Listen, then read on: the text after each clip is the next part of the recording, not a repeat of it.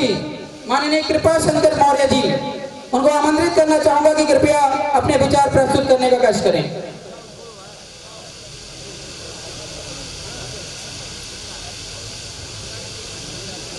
बहुत बहुत धन्यवाद संचालक महोदय जी। सर्वप्रथम करुणा के सागर विश्वगुरु भगवान बुद्ध के चरणों में नमन करते हुए, राष्ट्रपिता ज्योतिराव फुले के चरणों में नमन करते हुए, शिक्षा की देवी मातृ शक्तियों को शिक्षा देने वाली माता सावित्रीबाई फुले के चरणों में नमन करते हुए, परम पूज्य बाबा साहब B.R. अम्बेडकर को नमन करते हुए, जिन्होंने एक संविधान के दायरे में संविधान लिख करके हमको अधिकार दिया, और हमारे मंच पे उपस्थित पूज्य विजू संघ को बदनामी करते हुए, और हमारे मंच पर हमारे मार्गदर्शक बैठे मातृशक्ति एवं महानुभावों को सादर नमोबुद्धाय, और इस सभा की शोभा बढ़ाने वाले, दूर दराज से आने वाले सभी साथियों, बुजुर्गों और मातृशक्तियों को मेरा सादर नमोबुद्धाय। बहुत बहुत आज ये कार्यक्रम विजयदशमी माननीय टी प्रसाद जी ने बरेली में मनाया था। उसके बाद मुझे बड़ी खुशी हुई कि आरपी मौर्य ने और लोगों ने आपके सहयोग से बधाई में भी मनाने का काम किया। मैं कोई वक्ता नहीं हूँ, मैं छोटे बच्चों में रहता हूँ, तो छोटे बच्चों जैसी बातें हैं मेरी, क्योंकि मास्टर की बुद्धि भी बच्चों जैसी हो जाती, जैसे संगत बैठी है तैसो ही फल देगी। साथियों, कोई महान ऐसे ही नहीं बन जाता है, पैसे से कोई महान नहीं बनता, कोई धनवान से कोई महान नहीं बनता। उसके कर्म और उसकी विचार शक्ति, उसकी कार्य शक्ति उसको महान बनाती है। आज भी लोग कह देते हैं जो जीता भाई सिकंदर, और जिसने सिकंदर को भी जीत लिया वो चंद्रगुप्त मौर्य को नहीं बताते। ये बात समझने की है नहीं है? जब विदेश में जाते हैं तो कहते हैं हम भगवान बुद्ध की धरती से आए हैं, और यहाँ पर दोगली बात कर देते हैं। ये बात समझने की है। हम कहना चाहेंगे कि हम दूसरों पे उंगली उठाने से पहले 3 उंगली अपनी तरफ भी देख रहे हैं कि आपने क्या किया है। जो सम्राट अशोक करके गए, उनकी नसों में आपका खून है, उनके मार्ग पर कितना आप चल रहे हैं, वो हमें दिखाना है। नहीं आएंगी यहां से तो खूब बढ़िया बढ़िया भाषण सुने, और जैसे ही आपने गुब्बारा हो गए, गुब्बारा होता है ना, और उसके लिए घर पे ले जाओ, जरा सी सुई चुबो दो तो सारी हवा निकल जाती है। बस कितनी भरते रहना, उसमें हवा नहीं भरेगी, भरेगी तो 10 मिनट चलेगी। इसी तरह से जब पत्नी को नहीं लाओगे, पत्नी ने एक चुबा लगा दिया कि सोमवार को जरूर आएंगे या मंगल को तो जरूर आएंगे, तो आपकी उसमें उनको बताओगे ना। माता सावित्रीबाई फुले ने बताइए कितना संघर्ष किया, कीचड़ फेंकी गई उनके ऊपर, और उसके आगे सरस्वती का चित्र लगा दिया। ये विद्या की देवी है भाई।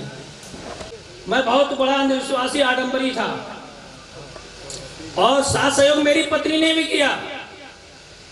मैं पत्नी को भी साथ रखता था, इसीलिए क्योंकि कहीं चुम्बो न लगा दे सुई, इसीलिए इनको भी साथ साथ सहयोग किया। और यहाँ तक कि मुझे गांव छोड़ना पड़ा जब मैंने अपने बच्चे को भिक्षु बनाया था।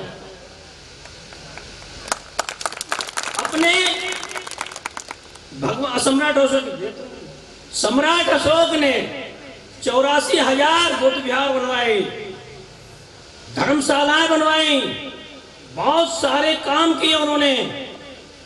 तो उन्होंने भिक्षु से कहा कि अब बताइए, मैंने बहुत धर्म को बहुत कुछ कर दिया। तो उन्होंने कहा सम्राट अशोक, आपने अभी इतना किया है। 84,000 लोग ईंट नहीं लगवा पाते हैं, सम्राट अशोक ने 84,000 बुद्ध विहार बनवाए थे, बिहार बनवाए थे सम्राट अशोक ने। उन बिहारों पे किस किस का कब्जा आप देख लेना। धर्म नहीं चलेगा। कैसे धर्म चलेगा बनते जी? आप अपने बेटा बेटी के लिए जब तक दान नहीं करोगे संघ में, तब तक धर्म आगे नहीं बढ़ेगा। आप बताइए, एक राजा, भिक्षु कह रहे हैं एक राजा से तुम अपने बेटा दान करो, बेटी दान करो, भंते बनाओ। और सम्राट अशोक ने वही किया। उसी दिन से उनका नाम देवानाम प्रियदर्शी सम्राट अशोक रखा गया। उन्होंने अपने पुत्र महेंद्र और पुत्री संघमित्रा को, जो ज्ञान का, जो भगवान बुद्ध को ज्ञान मिला था जिस पेड़ के नीचे, उसकी शाखा लेकर के एक देश में नहीं गए। सीता जी बैठी थी अशोक वाटिका में, वो सीता जी नहीं थी, हमारी बहन, हमारी बिछुड़ी सम्राट अशोक की बेटी थी। और वही नहीं, सारे देश में जब से अब तक अखंड भारत का निर्माण हुआ, तब से इतिहास उठा के देख लीजिए, 17 देश बन चुके हैं भारत से। 17 देश। पूरे भारत की जीडीपी जिसको होती है, विकास दर जिसको बोलते हैं, भारत की एक तरफ और सारे विश्व की एक तरफ 34.5% भारत की जीडीपी थी उस समय। हम लोग पढ़ी क्या रहे हैं? और हम लोग भाषण देने के लिए यहाँ बहुत अच्छी बातें बताई जाएंगी। मैं सोचूंगा कि कुछ नहीं, थोड़ा बहुत तो असर जरूर पड़ेगा। और लोग अपने घर पर इतना कट्टर बौद्ध मत बनिए कि दूसरे को गाली देने लगे। भगवान बुद्ध ने जोड़ने का काम किया है, तोड़ने का नहीं। सम्राट अशोक के घर में भी 3 रानियां थी, मेरे संज्ञान में है, और एक तो अलग धर्म को मानने वाली थी। सम्राट अशोक ने कभी उनसे संघर्ष नहीं किया और उनको अपने संघ में और उसमें विचार उनके बदलवा दिए। तो ताकत से नहीं, बुद्ध धर्म ताकत से नहीं, प्रेम से, करुणा से। और लोग ये कहते थे भगवान बुद्ध ने, सम्राट अशोक ने बौद्ध धर्म स्वीकार कर लिया, इसलिए हमारे मौर्यों का सत्यानाश हुआ। भगवान बुद्ध ने अहिंसा का पाठ नहीं पढ़ाया है। पाणाच पाता बिरमी शिक्षापदम समादयामि।